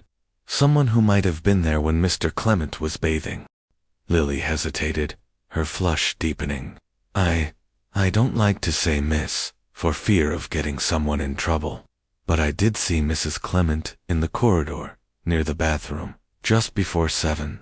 She was coming from her sitting room, I think, and she looked, well, upset, like she'd been crying. I didn't think much of it. She often kept to herself." She paused, then added, "And Mr. Percy was about earlier too, in the hall. He was whistling, like he does, but he went out to the village soon after." Miss Marple nodded, her mind filing away the details.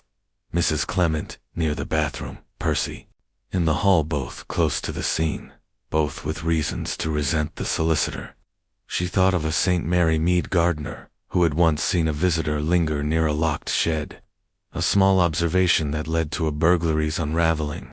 "And Mr. Hodges, or Mr. Gibbs?" she asked. "Did you see either of them in the house yesterday evening?"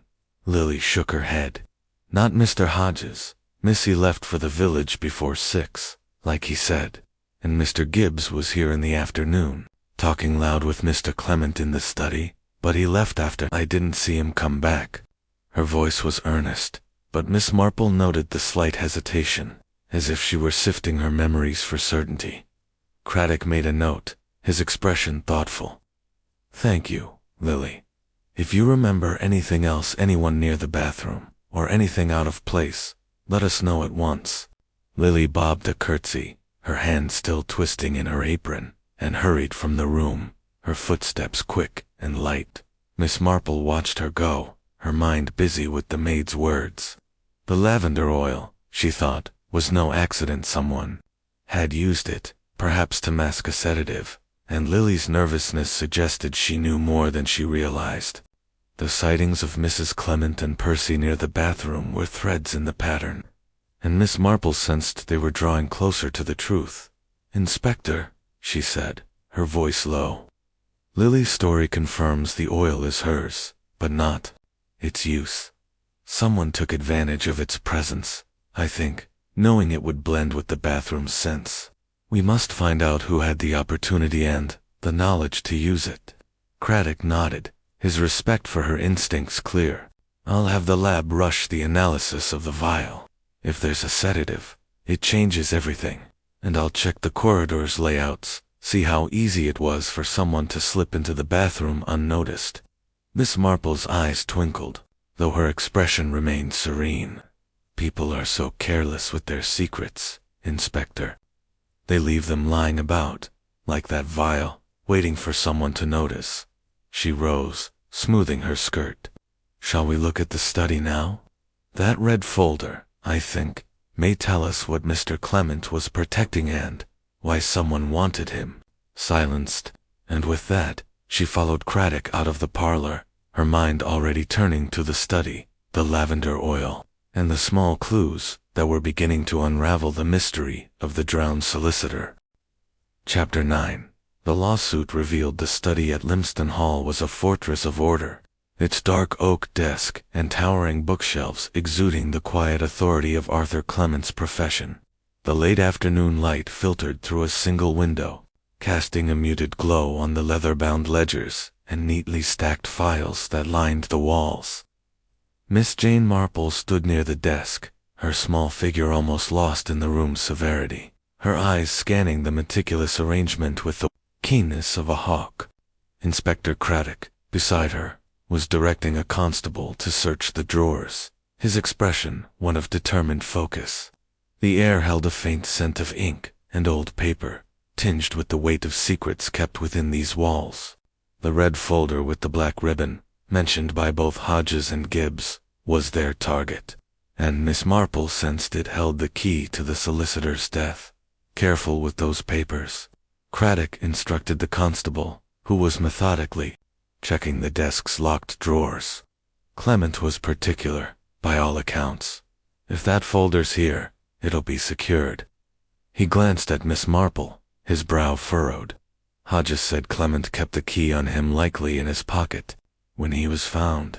We'll need to check the clothes he was wearing. Miss Marple nodded, her mind busy with the threads of the case.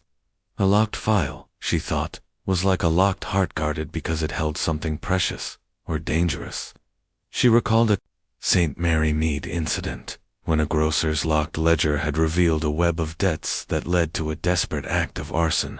People lock away what they fear others will find, she murmured, her voice soft but clear. If Mr. Clement was so careful with this folder, it may tell us why someone wished him gone. The constable, after some effort, produced a small brass key from a tray of personal effects brought from the bathroom items found in Clement's dressing gown. With a click, he unlocked the central drawer of the desk, revealing a single red folder tied with a black ribbon, just as Hodges had described. Craddock carefully lifted it, his gloved hands untying the ribbon to reveal a sheaf of documents. He spread them on the desk, and Miss Marple leaned forward, her eyes scanning the pages with quiet intensity. It's a lawsuit, Craddock said, his voice tinged with excitement, against Lawrence Gibbs, 4 fraudulent claims to that land, near Chipping Norton. These papers, deeds, surveys, correspondence prove the land's title was falsified. Clement was building a case to expose Gibbs's claim as a sham. If this went to court, Gibbs would lose everything: his investment, his reputation, maybe even face legal consequences. Miss Marple's lips pursed slightly, her mind weaving the new information into the pattern of the case. A powerful motive, Inspector, she said. Mr. Gibbs's anger, his impatience with Mr. Clement's delays, it all makes sense now. He stood to lose a fortune, and perhaps more. She thought of a St. Mary Mead merchant, Mr. Tuttle, whose forged receipt had nearly ruined a rival, until a sharp-eyed clerk uncovered the truth. But we must consider how this connects to the bathroom and that lavender oil. A man like Gibbs, so direct, might not think of such a subtle method. Craddock nodded, flipping through the documents. There's correspondence here from Gibbs pressing Clement to file the claim, and Clement's replies, cautious, insisting on further checks. Gibbs must have known Clement was on to him. This folder was his undoing. He paused, then added, but you're right about the method. Drowning someone with a sedative that's calculated, not the act of a hothead like Gibbs. Miss Marple's eyes lingered on the folder, its red cover stark against the desk's dark wood. Someone knew about this lawsuit, she said softly. Someone who saw it as a threat, or an opportunity, and they knew Mr. Clement's habits well enough to act at the precise moment. She recalled a St. Mary Mead widow, Mrs. Baxter, whose husband's secret will had been destroyed by a desperate relative, the act concealed by a carefully staged accident. We must ask who else might have known of this file. Mrs. Clement, perhaps, or Hodges, or even Percy. Craddock made a note, his expression thoughtful. Hodges mentioned the file, but claimed he never saw its contents. Mrs. Clement said her husband kept work matters private, but she overheard his argument with Gibbs. Percy denied knowing anything, but he's been staying here. He might have seen more than he lets on. He glanced at the constable. Bag this folder for evidence and check for fingerprints. We need to know who's touched it. Miss Marple stepped back, her mind turning to the lavender oil, the faint smudge on the bathroom tile, the orderly scene of the crime. The lawsuit was a motive, but the method suggested a mind both cunning and intimate with the household. She thought of a St. Mary Mead chemist, Mr. Pye, who had once described how a sedative could be masked by a strong scent, a trick used by a desperate wife to quiet her husband's rages. The oil inspector, she said, is still the key. If it contained a sedative, it was placed in the bath deliberately, by someone who could enter without suspicion. We must learn who had access to Lily's vial, and when. Craddock nodded, his respect for her instincts evident. The lab should have results soon. If there's a sedative, it points to premeditation, and Lily's sighting of Mrs. Clement near the bathroom, and Percy in the hall, they're worth following up. Someone in this house knew exactly what they were doing. Miss Marple's eyes twinkled, though her expression remained serene. Indeed, Inspector. The truth is often hidden in the smallest details: a vial, a folder, a moment's hesitation. People are so careless with their secrets, leaving them for us to find. She paused, her mind racing. Might we speak with the household again, to confirm their movements? And perhaps the gardener, too. He may have seen someone outside the house last evening. Craddock agreed, signaling to the constable to finish securing the study. I'll have the gardener brought in, and we'll re-question the others. That folder changes everything. Gibbs had the most to lose, but we can't rule out the others. A debt, a strained marriage, a clerk's loyalty, they're all motives in their own way. As they left the study, Miss Marple's thoughts turned to the household, each member a piece in the puzzle. Mrs. Clement, with her guarded grief, might have resented a husband whose work overshadowed their life. Hodges, the nervous clerk, knew too much about his employer's affairs, and his access to the house was unquestioned. Percy, the charming cousin, carried the weight of an old debt, his easy smiles masking a potential for desperation. And Gibbs, with his fortune at stake, had the clearest reason to act, but his bluster seemed at odds with the crime's subtlety. She recalled a St. Mary Mead case, when a locked box in a vicarage had contained letters that exposed a betrayal, uncovered only because a maid noticed a key left in a drawer. The folder is important, she said, her voice low, but it's the human heart that drives murder, Inspector. Someone saw this lawsuit as a threat or a chance to settle a score. We must find out who and how they used that oil.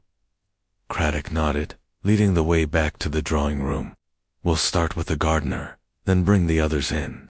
Again, and I'll check on Gibbs's alibi at the Red Lion, see if he really stayed there all evening. Miss Marple followed, her mind busy with the red folder, the lavender oil, and the motives swirling around Limston Hall. The lawsuit, she thought, was the spark, but the method, the quiet, calculated drowning, pointed to a mind that planned and watched, waiting for the perfect moment. People think they can hide their actions, she murmured, almost to herself. But the truth always leaves a trace, like a footprint in a garden bed. And with that, she stepped into the drawing room, ready to unravel the next thread in the mystery of the drowned solicitor. Chapter 10. The alibis unravel. The drawing room at Limston Hall, with its pale green walls and heavy drapes, seemed to close in as the day waned, the late afternoon light casting a pall over the gathered household. Miss Jane Marple sat in her familiar chair by the fireplace, her knitting bag at her feet. Though her needles remained untouched, her hands folded calmly in her lap. Her eyes, sharp behind their mild exterior, moved from face to face, noting the subtle signs of strain: Mrs. Clement's tightly clasped hands, Hodges's fidgeting fingers, Gibbs's clenched jaw, Percy's forced smile. Inspector Craddock stood near the window, his notebook open, his expression one of quiet determination as he prepared to probe the alibis of those closest to the late Arthur Clement. The air was thick with unspoken accusations, and the faint crackle of the fire did little to ease the tension. "Each of you has given an account of your movements yesterday evening," Craddock began, his voice steady but firm. "But there are inconsistencies we need to clarify. A man has been murdered, and someone in this house, or someone who entered it, knows more than they've said. Let's go over your statements again, one by one." Miss Marple tilted her head, her mind already sifting through the threads of the case. The red folder, the lavender oil, the pristine bathroom. Alibis, she knew, were like village gossip, plausible until you pressed the details, and then they often unraveled like a poorly knit scarf.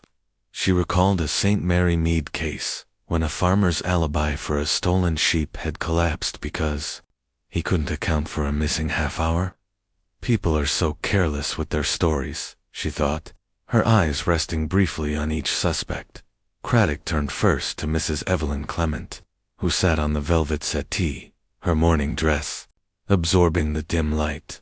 "Mrs. Clement," he said, "you stated you were in your sitting room reading until 9, then retired to your room. Yet Lily, the maid, saw you near the bathroom just before 7, when your husband was bathing. Can you explain that?" Mrs. Clement's face paled, her fingers tightening on her handkerchief. I may have passed by the corridor," she said, her voice low, almost a whisper. "I often walk about the house in the evening. It helps me think. I didn't go into the bathroom, or anywhere near it. I was upset, perhaps, after dinner. Arthur was so distant, always buried in his work." Her eyes flickered to the floor, and Miss Marple noted the slight tremor in her voice, the way she avoided meeting Craddock's gaze. A woman with secrets, she thought, like Mrs. Hargreaves in St. Mary Mead, whose late-night walks had hidden a rendezvous that explained a theft. Craddock made a note, his brow furrowed. "And you heard nothing? No sounds from the bathroom? A voice? Anything unusual?" Mrs. Clement shook her head, her lips tight. "Nothing. The house is large, and the walls are thick. I was in my own thoughts." Her voice was firm, but Miss Marple caught the faintest hesitation, as if she were choosing her words with care. A lie, perhaps, or simply the fear of being misunderstood. She made a mental note to ask Lily about the exact time and place of that. Citing Craddock, turned next to Mr. Robert Hodges, the clerk, who stood near the door, his spectacles slipping down his nose as he shifted nervously. "Mr. Hodges," Craddock said, "you said you left the hall around 6, ran errands in the village, and were back at your lodgings by 8. But we've checked with the postmaster and the stationer. Neither recalls seeing you yesterday evening. Can you account for that?" Hodges's face flushed, and he pushed his spectacles up with a jerky motion. I may have been mistaken about the time, Inspector," he stammered. "I did go to the village, but it was busy. Perhaps they didn't notice me. I posted some letters, bought ink, then went home. I wasn't near the hall after 6, I swear." His voice rose, and his hands twisted together, the ink stains stark against his pale skin. Miss Marple's eyes narrowed slightly, though her expression remained gentle. His nervousness, she thought, was more than just the strain of being questioned. She recalled a St. Mary Mead boy, Tommy Pierce, whose shaky alibi for a broken window had crumbled when a neighbor saw him in the wrong place at the wrong time. "Mr. Hodges," she said softly, "you worked closely with Mr. Clement. Did you ever notice him take precautions with his bath, locking the door, perhaps, or checking the room?" Hodges blinked, startled by the question. He was private about it, miss. Always locked the door, far as I know. Said he didn't want interruptions. I never went near the bathroom when he was in there." His voice was earnest, but Miss Marple noted the way his eyes darted to the side, as if he feared saying too much. Craddock moved on to Mr. Lawrence Gibbs, who sat in an armchair, his broad frame tense, his florid face set in a scowl. "Mr. Gibbs," Craddock said, "you claim you were at the Red Lion, in from 5 until 11, playing cards. But the barman Jenkins says you stepped out for about an hour around 7, saying you needed air. Where did you go?" Gibbs's jaw tightened, and his hands clenched on his knees. "That's nonsense," he snapped. "I was at the inn all evening. Tompkins and Stokes will tell you. Jenkins must be mistaken. I might have gone to the yard for a smoke, but I didn't leave the inn. I had no reason to come back here."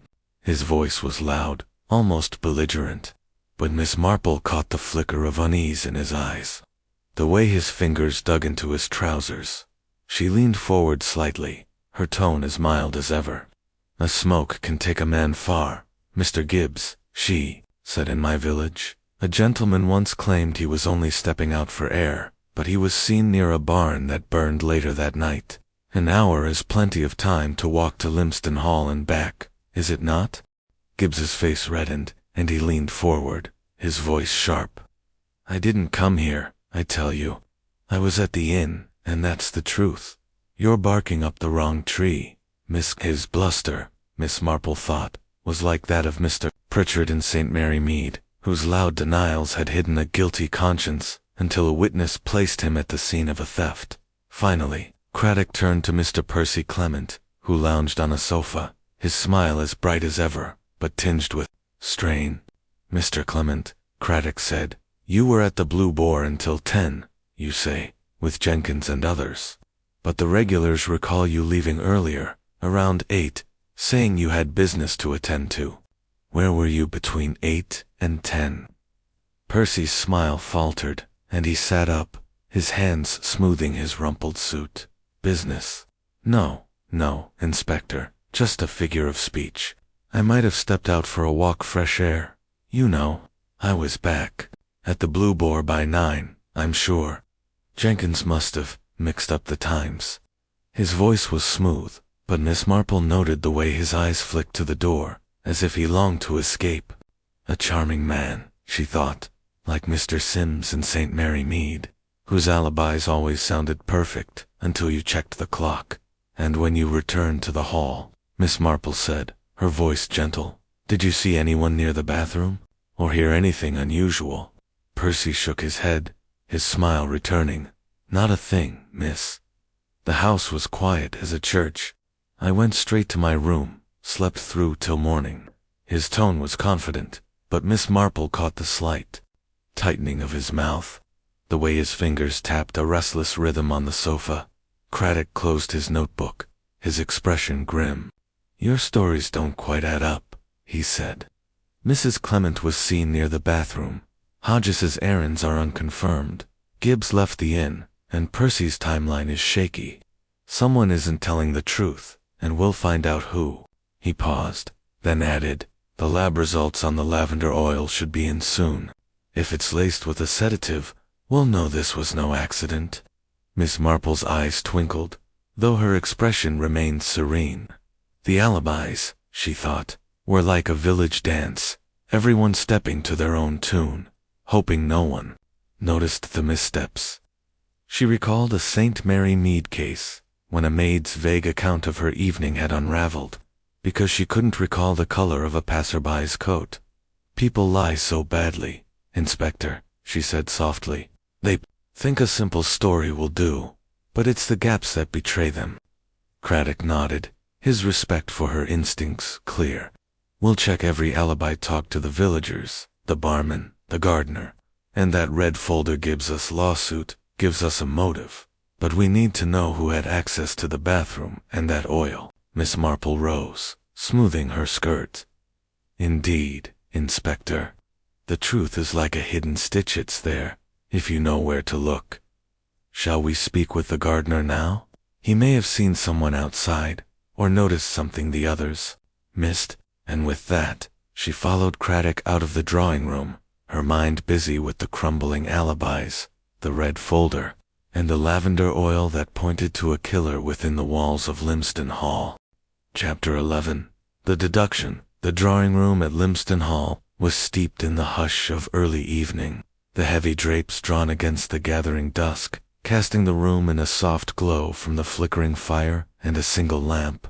Miss Jane Marple sat in her usual chair by the fireplace, her knitting bag at her feet. Though her needles remained untouched, her hands folded serenely in her lap. Her eyes, bright and piercing behind their gentle facade, moved across the assembled household. Mrs. Evelyn Clement, Mr. Robert Hodges, Mr. Lawrence Gibbs, and Mr. Percy Clement Deach, seated in a posture of strained anticipation.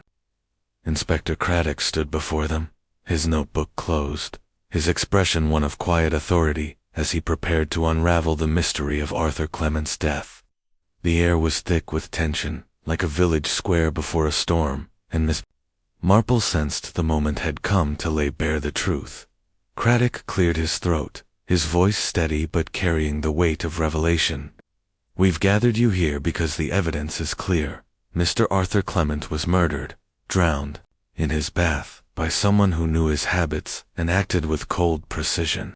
Thanks to Miss Marple's insights, we've pieced together the how and the why. It's time to explain." Miss Marple inclined her head, her expression as mild as ever, though her mind was a whirl of connections, each thread of the case now woven into a coherent pattern. She thought of a St. Mary Mead case, when a village gossip's careless remark had unraveled a web of deceit, revealing a killer who thought themselves untouchable.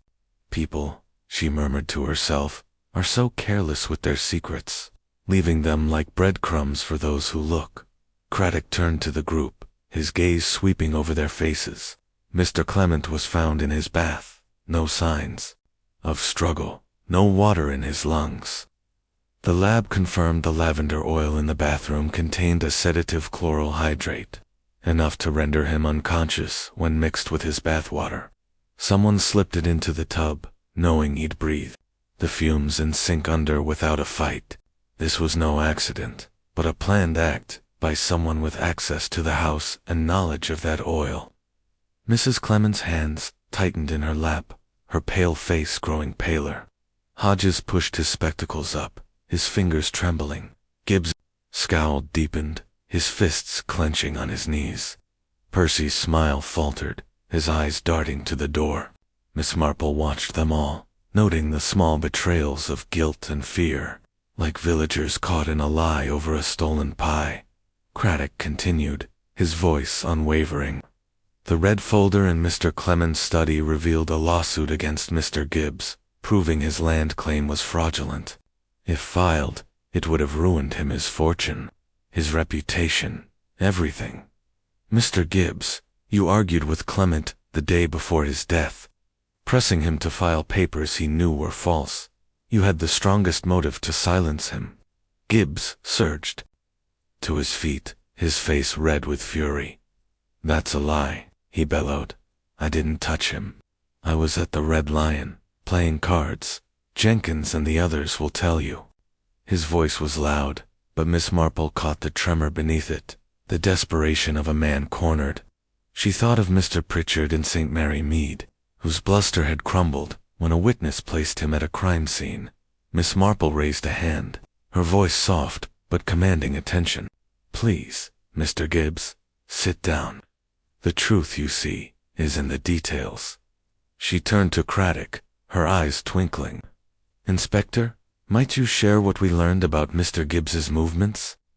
Craddock nodded, flipping open his notebook. "The barman at the Red Lion confirmed you left the inn around 7, Mr. Gibbs, saying you needed air.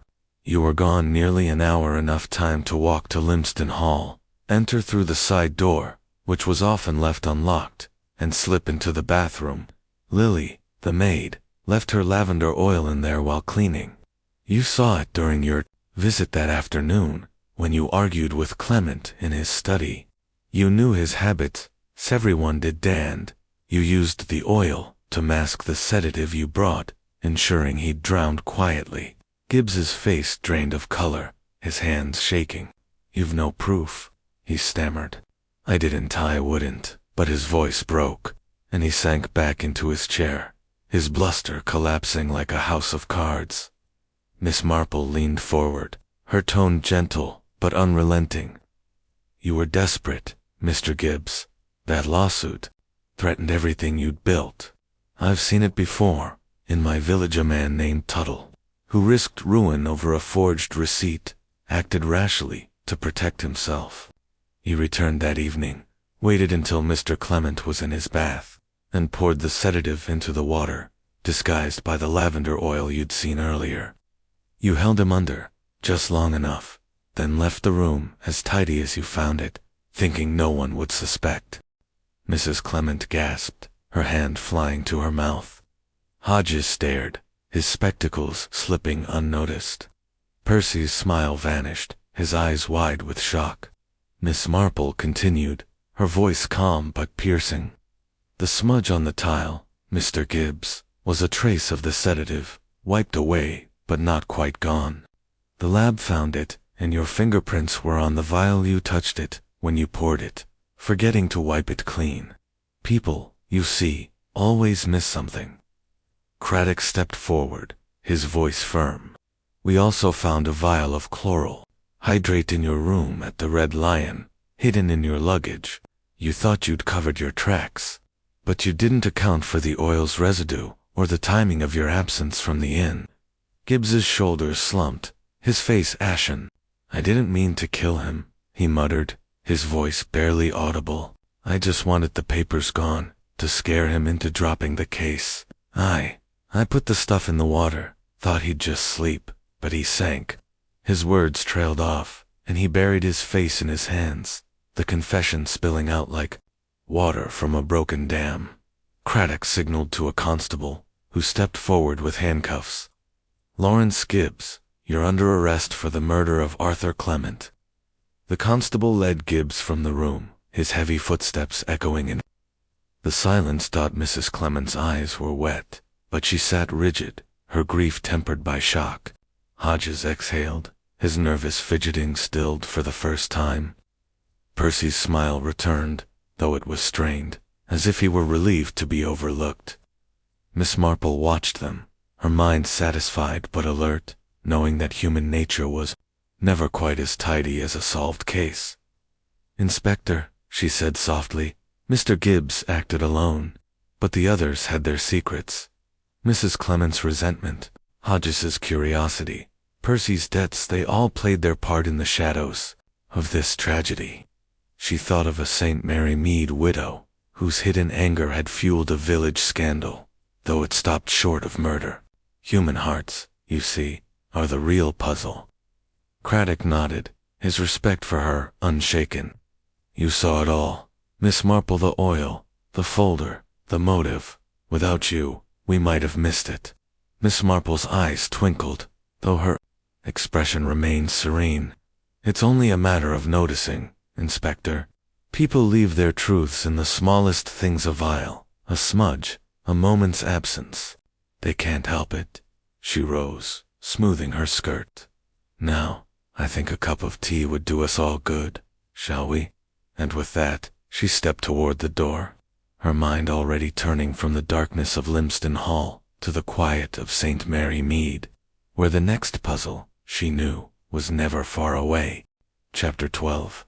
The quiet returned. The train to St. Mary Mead chugged through the countryside, its rhythmic clatter a soothing counterpoint to the quiet of the compartment where Miss Jane Marple sat, her knitting needles clicking softly in her hands. The pale blue shawl she had begun days ago was nearly complete, its neat rows a testament to her steady patience. Outside, the fields of late summer rolled by, golden under a sky that had cleared after the morning's threat of rain. The events at Limston Hall already seemed distant, like a story told by a fireside, yet the weight of human nature, its passions, its secrets lingered in her thoughts.